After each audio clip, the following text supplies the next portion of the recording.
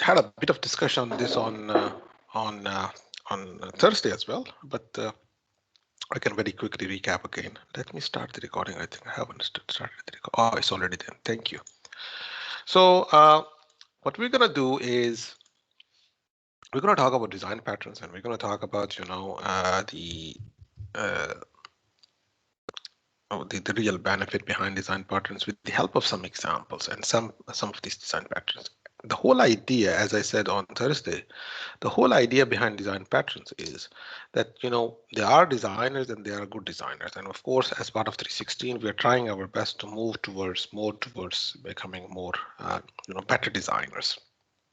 And for us to become better designers, we need to go beyond the concepts we already know, the fundamental concepts, the abstraction, the encapsulation, inheritance, and the polymorphism. Yes, we need them, but just knowing these key fundamental basic concepts will not make us good designers. We need to understand the architectures, we need to understand the packages, we need to understand the solid principles, and we need to understand the design patterns.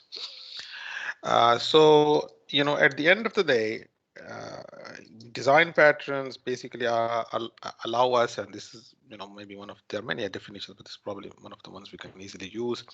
It describes the communicating objects and classes and how they are customized to solve a general design problem in a particular context. Remember, as I said on Thursday, there are certain design problems which have been there forever in a sense in the market, and people have solved them by organizing their classes and structures and interactions in a certain way, and they have documented those ones. What they call them design patterns, as the name suggests, like they're patterns. And these patterns, again, all we have to do is basically know these patterns and be aware of them and use them appropriately, and we don't have to reinvent the wheel. So there are different, there are actually, by the way, so many different design patterns out there. But just to help us better organize and understand them, they are categorized into three main categories. Now, number one is something called creational design patterns.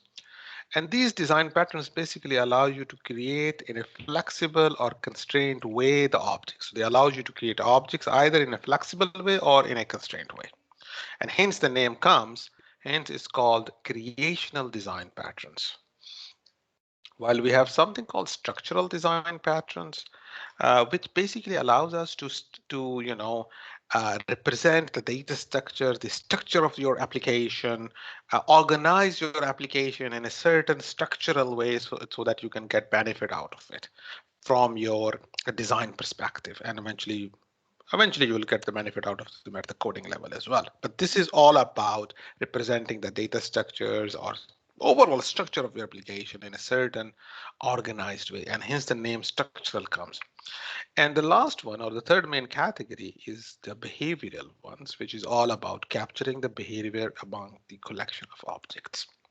So we have set of design patterns which allows us, remember, what are design patterns? Design patterns are certain solutions people have suggested to us over the years, and they have cataloged it for us.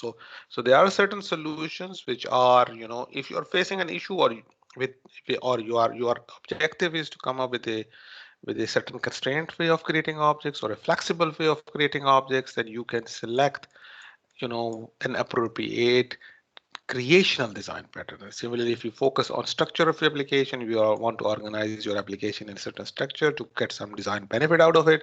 There are so many out there, you can use the one which is more appropriate. And similarly, if you want to get benefit or you want to solve a problem with specifically to the behavior of how the collection of objects are behaving and so on and so forth, then you already have a range of design patterns which are behavioral in nature, and we can select the one which is most appropriate. So any question on this before we move on and look at them one by one?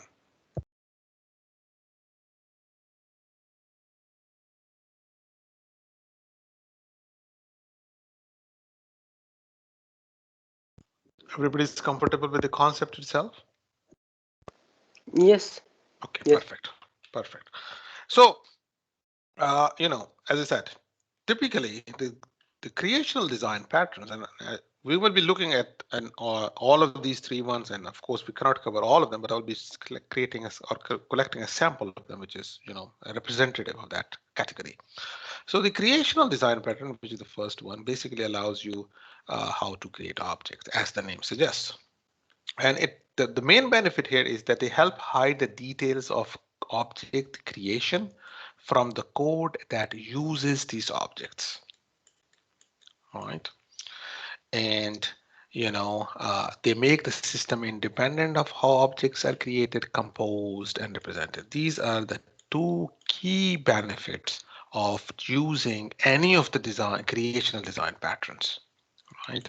So as I'll show you today, probably we will come back to this slide and see, that how they are helping us do it. So at the end of the day, in a nutshell, creational design patterns helps you make application independent of how the objects are created and composed and represented. And of course, they help you hide the details of object creation from the ones who use these objects. Of course, this leads to low coupling between the users and the way the objects are created. Now, a key point to understand here is that by these the users, I'm not referring to actors, right? I'm not referring to actors. Whom am I referring to in this one? What I mean by the users here?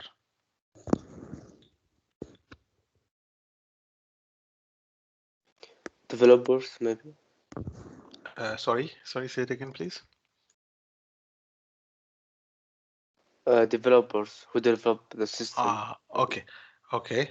No, as I said, Saud, they are not actors here. So I'm saying this leads to low coupling between the users and the way the objects are created.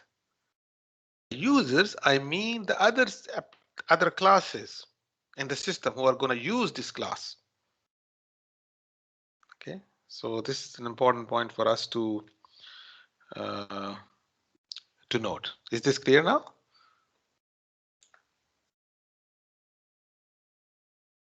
Yes, clear. Okay. Yeah. Okay, perfect. Good. So basically, kindly just keep these 2 points in your mind as we move along, because this is the key point for creational design patterns. So many of them out there. This is just a snapshot of them. Singleton, factory, abstract factory, prototype, builder, and by the way, the list can go on. Anybody has used any one of these?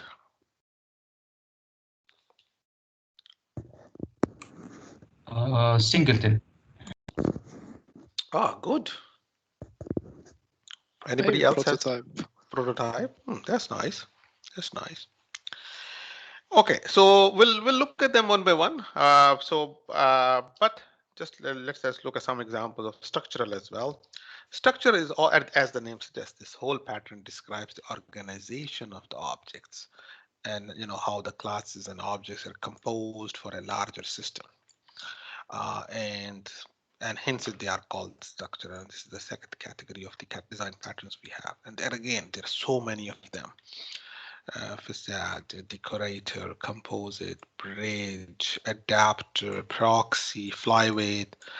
Probably I'll not be covering all of them, but I'll cover majority of them, right? Anybody has used any one of them?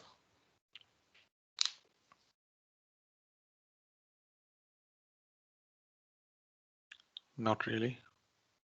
I don't think so. That's fine. Not even this one, right? Probably not, right? That's okay. That's the whole idea of this course. We'll get ourselves familiar with them. And then we have the third one, the third category, which is the behavioral design patterns. This is all about organizing, managing, and assigning responsibilities to the objects during execution. Hence, it's behavioral in nature.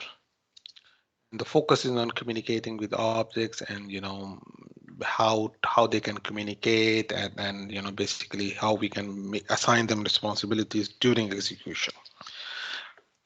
Typically, these patterns compose complex control flows that are difficult to follow at a runtime. And if you're designing an application which consists of complex control flows, and responsibilities to objects, or objects have different responsibilities during the execution.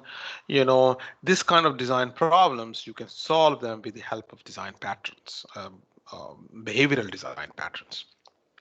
At the end of the day, it helps you shift the emphasis away from low flow control to high level object interactions. In other words, you basically manage the whole behavioral aspect of objects during execution. So if you are designing an application where you have objects whose responsibilities might change, you want to manage their complex control flows, you don't have to reinvent the wheel. There are solutions out there which people have tried and they've worked. All you have to do is basically select the one which is the most appropriate one for you. As I said, there are quite a few of them out there in the market. Observer, Momento, Mediator, Iterator, Visitor, Template, Strategy, State, Command, a whole suite of them. Now, again, we will not be covering all of them. Doesn't make sense. We cannot cover all of them in one go. But again, I will select some, representatives ones, the ones which are extremely popular in the market, and it will, get ourselves familiar with them. And of course, the others you can go on and explore as and when required. So far, so good. Great. Yes. Okay. So now let's look at Singleton. I think as one of our students just said that he has used it. But let's look at the first category, which is the creational one, and let's focus on it and see what exactly it does. Of course, for all the design patterns, as we'll be talking about them probably in the next 4 to 6 lectures, as we go through the creationals and behaviorals and structurals. I'll be showing you graphically via UML, the structure of, an example which shows where this design pattern is being applied. Plus, of course, we cannot understand these patterns without looking at the source code. So inshallah, I'll be showing you some source code as well of these examples, and we'll do some activities as we move along, as well as we were doing for solid principles, and we did it for abstract and interface classes and so on and so forth, so that we understand the actual application of these ones. So the first one, Singleton, is a creational design pattern. Remember the idea behind the creational design pattern? The whole idea is what?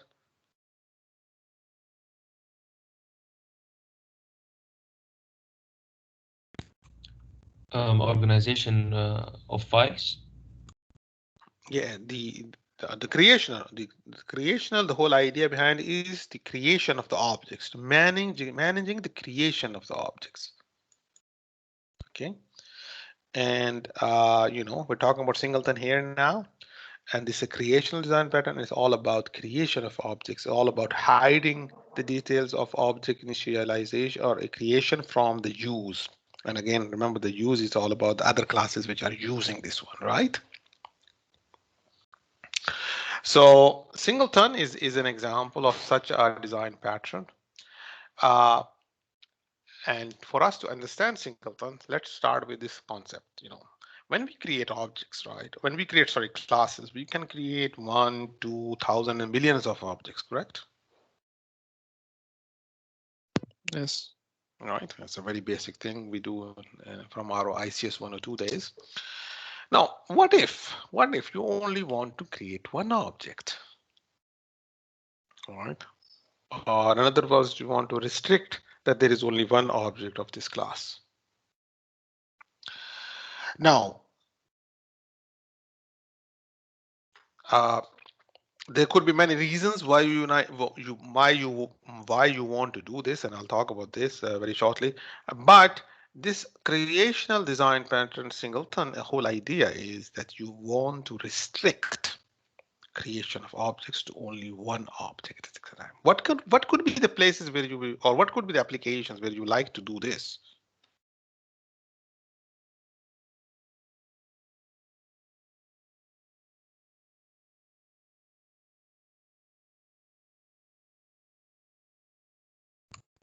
Doctor? Yes, please. Say you want to have something like an authentication service. Yes. And you only need of this service to keep it alive across the run. So you create shared singleton for the whole project. Exactly. That's a good one. That's a good one actually. Anything else comes to mind where you like to create only one object and you want to make sure that only one object is there?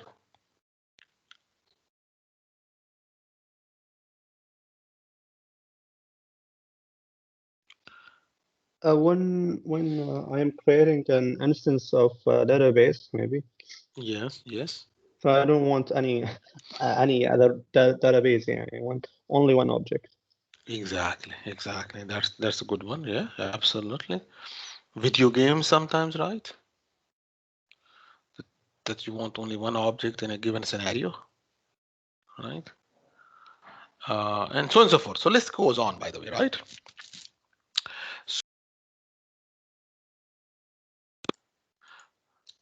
Yeah. Okay. So you know, as we said, there are so many different cases. Authentication is an excellent idea. Database connectivity, video games, list goes on. And wherever you can think that you want to create an only one object and you want to restrict it, the safest, the best solution is don't reinvent the wheel. Just go on and apply the Singleton design pattern. Now, just a quick question on this.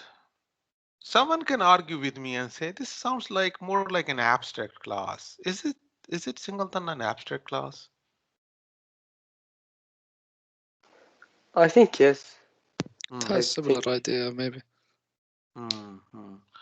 But what's an issue with this abstract class? Remember, you cannot go on and create object of an abstract class, right? Yeah, that's right. So the Singleton is the whole idea again is to just create one object at a given time and not more than one object. You are constraining the design of the application in such a way. So of course, why we just create? Why not? Someone can also argue with me and say, well, you know, why we are making our life so complicated and studying singleton design pattern and so on and so forth. I can just go on and create only one object, right? For example, I have a car. I can go on and create one object and halas, that's it. All right. Well, as I said, the difference between a good design and a design is that the design will still compile. It will still compile. Probably it will satisfy that requirement for a given instance. But the challenge here is that if you just do this way, that okay, I'm going to create one object. I'm never going to create another object. But it's not binding. It's not enforcing. It's not guaranteeing that behavior, correct? Because tomorrow down the track, another developer can easily come and he say, okay, I'll create car one. Nobody can stop that, isn't it?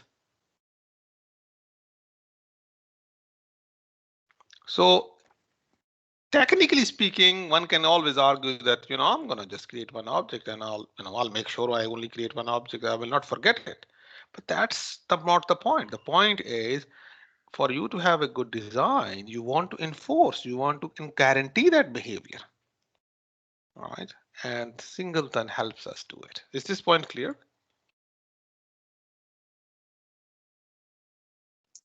Yes. Yes. Okay. So, of course, as we discussed, there are so many applications we can think of just to complete this discussion. There may be exactly one instance of public and must be accessible from client from a well-known access point, or you can have, a sole instance where the extensible by subclasses and clients should be able to use the external instances without modifying them. I mean, the list goes on where you want to go on and create only one object. Now, a key point of this design pattern is the correctness. In other words, this singleton enforces the intention that only one user object exists, and it safeguards the application from unanticipated user instances creations, as I said in the previous slide.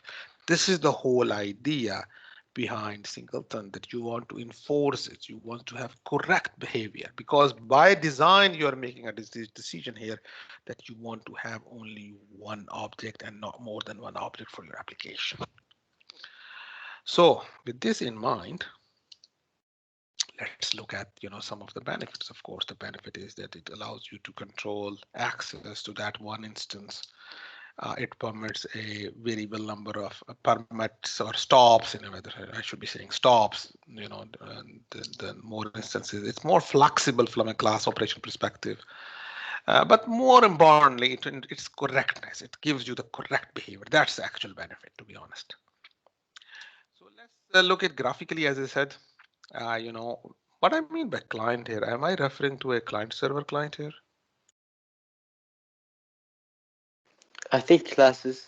Classes, exactly. The other classes in my system, we're going to use my class, right? And all we are doing is because remember, at the end of the day, it's a creational design pattern, which means we are enforcing, or restricting, or making it flexible. So in this case, we're restricting the creation. So we're going to go on and allow us to create only one instance of this class. How we do it, let's look. There are different ways you can do it. I'm going to show you maybe an example how we can do it from a source course perspective. So let's say you have this my Singleton class. It's of course a public class, and what you do is you basically go on and create a private constructor. What's the benefit of creating a private constructor now? You ensure that only this class can create the object. So you ensure one instantiation. Exactly. So basically you make your constructor private, and the moment you make your constructor private, the client classes, the other classes will not be able to go on and create an object of this class, right? And now you have a better control of enforcing the design principle, or the design rule you are trying to enforce is that only create one object of this class. So you have a private constructor. All you have to do is basically have a placeholder, private static variable, that basically keep tracks of number of objects which have been created. And of course, you start with a null because no object has been created in the beginning. And why we need this one, by the way? Why we need this? Why we want to have a private static variable defined like this? What's the point of this variable?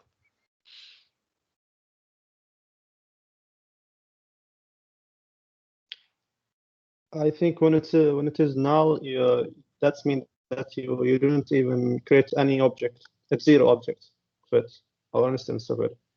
I think, I don't know. Yeah, true, absolutely. Be confident. Yeah, absolutely, you're right. This is all about the placeholder of the current Singleton object. So, and in the beginning, you will probably have none.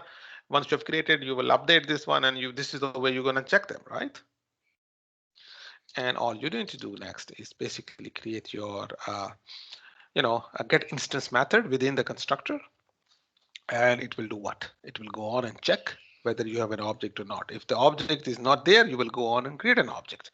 Otherwise, you will return the same object back again and again.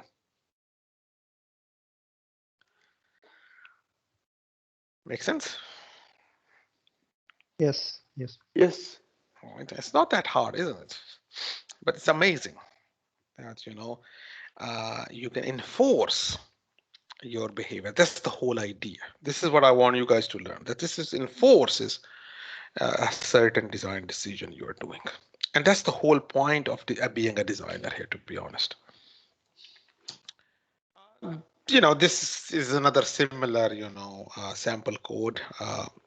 Basically what you do is, again, there are certain tricks you do. This trick is common in a sense that you basically do private static, define a private static member variable, and you make the constructor private as well for the obvious reasons, and then you go on and define a public method to access the instances.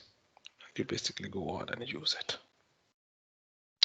So once I have created this Singleton class, from a client perspective, all I will be doing is I'll be creating the object of this Singleton using the my get instance method. And of course, then I can go on and use that class. Of course, next time around, if I try to call it again, what will happen? This is from the client perspective. So if I try to create another instance, maybe say, for example, I write the same code again here, what will happen? Will I get a new object? No, you will get to the same You will one. get the same object, exactly. And this is how you have enforced the behavior you are trying to enforce here, and so on and so forth. So the whole idea at the end of the day from a singleton design pattern is it's a creational design pattern, and the whole idea is that when a class must have exactly one instance, you make your constructor private, you have a private static variable which keeps tracks of your instances, and then you via your private constructor, if no object has been created, you create a one, and if this object has already been created, you return the same object again and again whenever someone else tries to create a new object for you. Everybody's comfortable with the singleton?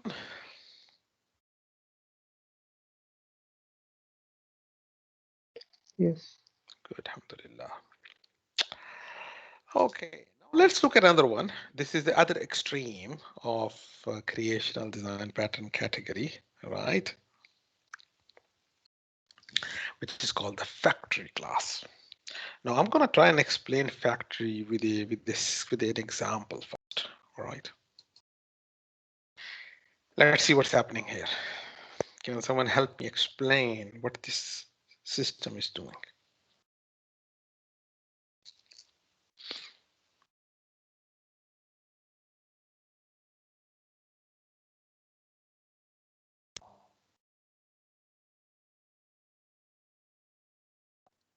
So basically creating objects of the three shapes.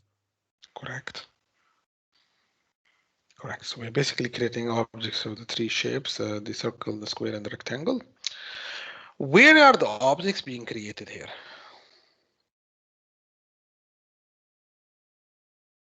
In the shape factory, I think. Yes. Because the factory bottom demo asks the shape factory, and the shape factory, he just do it for him. He check this package, I think. Yes, exactly. Spot on. So basically, the factory demo class or the client. So this is the client, right? This is the clients, other classes which are using it. So they basically, will just ask the shape factory to get instances of these objects, and it will go on and create it for you, rather than what was the other option, the traditional option. The traditional option is this demo class will go on and create an object of rectangle and an object of square, an object of circle, right? That's the traditional way of doing it. But by restructuring your application in such a way that you create a factory which allows you to create an objects, and the client will just call this factory, what exactly have you achieved? Separation, I think. Like Exactly. the factory doesn't directly interact with it. Exactly. So if I go back to this slide, remember, it helps you do what? It helps you hide the details of the object initial instantiation from the code that uses these ones, right? And similarly, this makes the system independent of how the objects are created, composed, and represented. That's exactly what it's doing.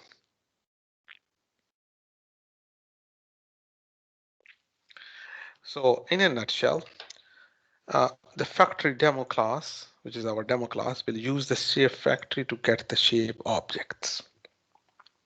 And of course, it will pass on the circle, the rectangle, the square to the shape factory. The demo class will say, give me an object of rectangle, or give me an object of square, or give me an object of circle, and then the shape factory will go on and get that specific object for the demo class. So far, so good?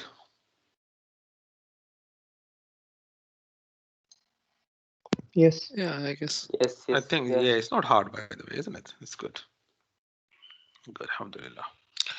Okay, so let's look at some source code just to, because without source code doesn't make sense. So we'll just have a look at the source code. So we have this shape interface, which allows us to, basically draw. And then we have these concrete classes, rectangles, and basically, we have the rectangle, we have the square, and we have the circle. And this is, from a factory perspective, this is the class, which is the factory of creating objects. This factory will help us generate the objects of the concrete classes and what's happening here. So if you pass on, it will take as a parameter the shape type for which you want to create an object. And if it is null, it will just return null. Otherwise, if you say I want a circle, it will do what? It will go on and create a new circle for you. And if it says, rectangle, it will go on and create a new rectangle object for you. Or if you say square, it will go on and create a new square object for you. And eventually, from a demo class perspective, what it will happen, what will it do? It will go on and create, rather than creating each and every object, it will just go on and create shape factory objects, right? And then he will use the shape factory object to see and go on and create a circle object, and then of course use it, or go on and create a rectangle object and create a square object. Is this clear? Yes. What's the real Yes. benefit behind it?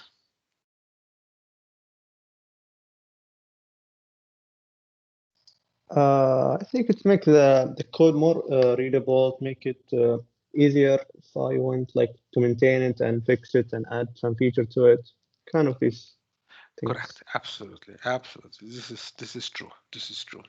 Of course, tomorrow down the track, if you want to add a new shape, a triangle or something, you're don't have to go and make changes all over the place, right? So hence you have flexibility, you have better design, you have maintainable code. And of course, the focus here is all about creation of objects, right? So in a nutshell, application of factory basically does what? It's commonly used in APIs, it's commonly used wherever you want to create objects from one place. And it's something which is very very commonly used, and it's very, very popular. In addition to Singleton, is another very, very popular design pattern.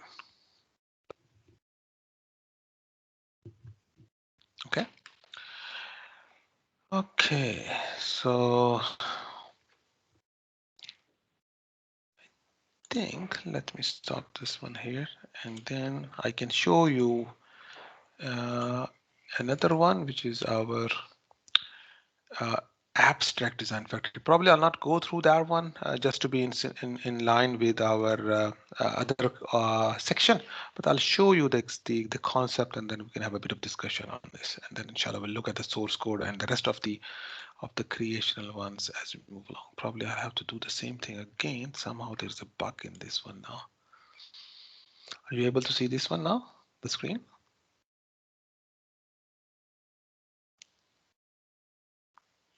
Yes.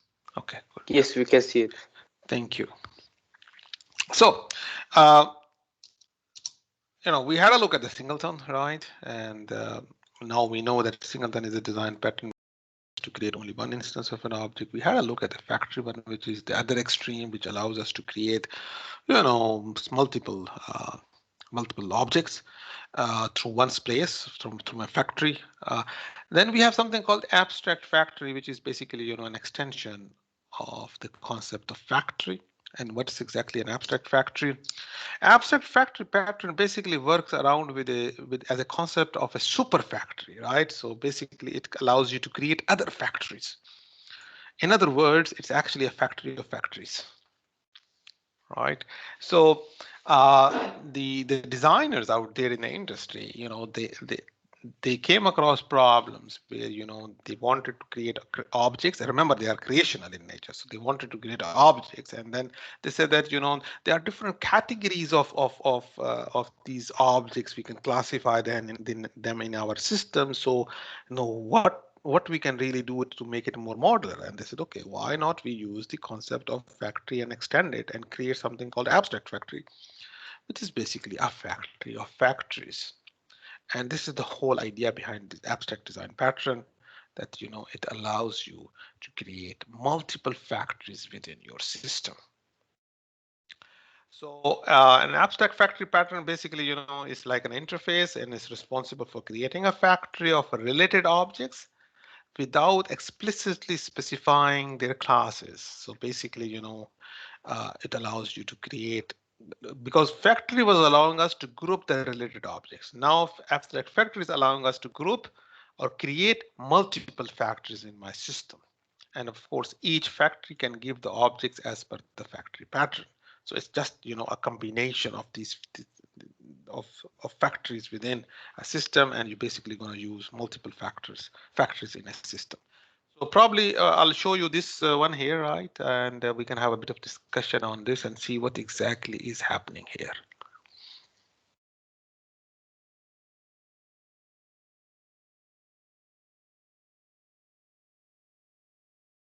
So what do you think, guys? What's happening here?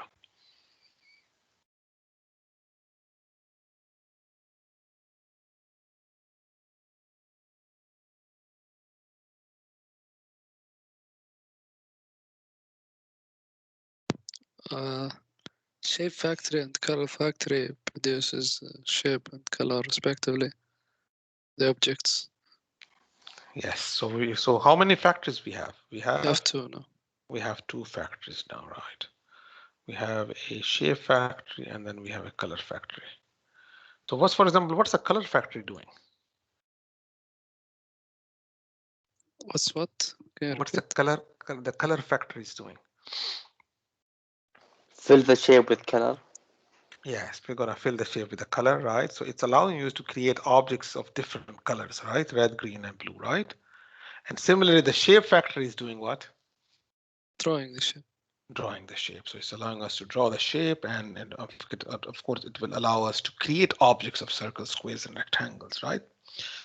And what we really do is we create something called abstract factory, which can allow us to get what? Get shape or get color, right? Because they are the group of different, so they are actually, they are allowing us to create related objects. In this case, the related objects are, shape and colors. And we have something called factory producer, which will allow us to produce that specific factory of whether you want a shape factory or you want a color factory.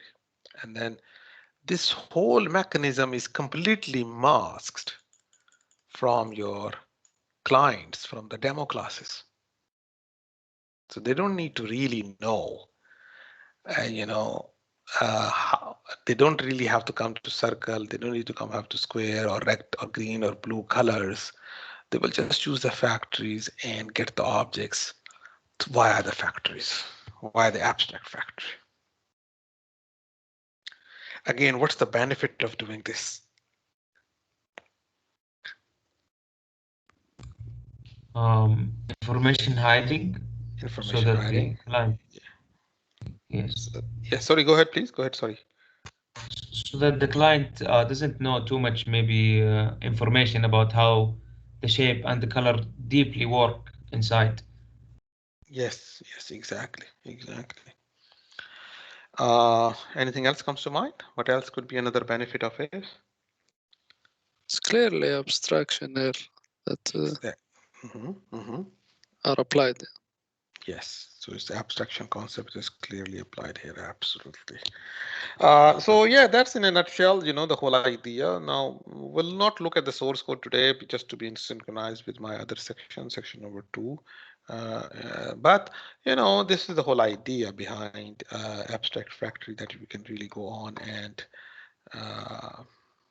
create these factories of factories. And again, it's a creational in nature, so hence you can go on and create as many factories as you like, and each factory will have its own related objects and other related objects tomorrow down the track, you can go on and change these ones, the internal working of them. You can go on and create a new ones, and it's all modularized. Now, of course, as I said, even for the solid principles, your code base might increase for sure. So in some cases, your code base will increase. You might have to end up writing more code, but the real benefit is in terms of flexibility, in terms of modular structure of your applications, right? So I think we'll kind of stop it here and open the floor for any questions, right? And then inshallah we'll look at the source code, and then we'll look at the prototype and builder inshallah ta'ala on